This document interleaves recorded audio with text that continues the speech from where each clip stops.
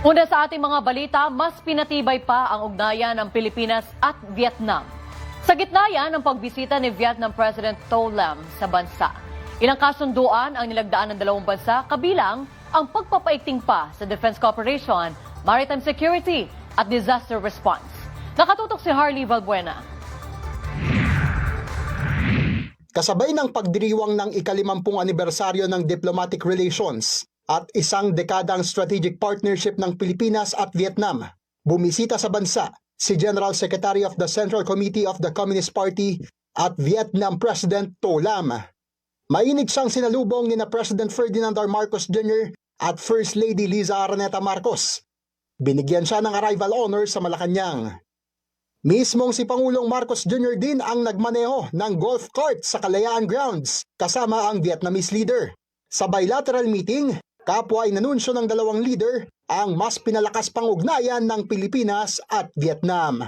Today, we elevate our ties to an enhanced strategic partnership, which will be defined by wider pathways for cooperation, stronger political and defense cooperation, and closer linkages between the Filipino and Vietnamese peoples.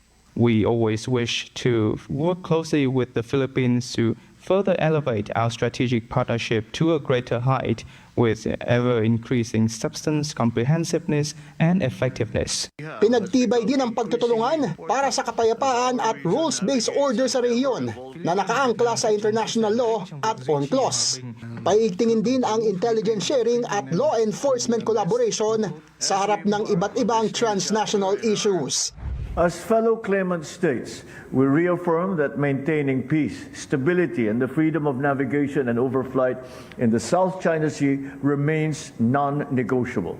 Furthermore, we recognize the urgent need for a unified front against severe cross-border threats such as internet fraud, human trafficking, illegal gambling, and people smuggling.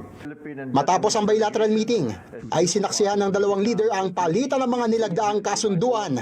Ang renewal ng 2010 Philippines-Vietnam Memorandum of Agreement on Defense Cooperation para sa Maritime Security, Military Education at Disaster Risk Reduction and Management, MOU sa Information Technology and Digital Transformation, kooperasyon sa turismo para sa pagpapalakas ng connectivity at pagdaragdag ng commercial flights sa pagitan ng dalawang bansa at pagtutulungan sa edukasyon.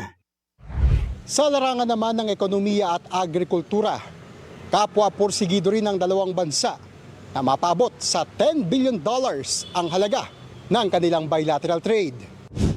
Nag-alay din ng bulaklak ang Vietnam President sa monumento ni Dr. Jose Rizal sa Luneta, Maynila. Harley Valbuena, IBC News.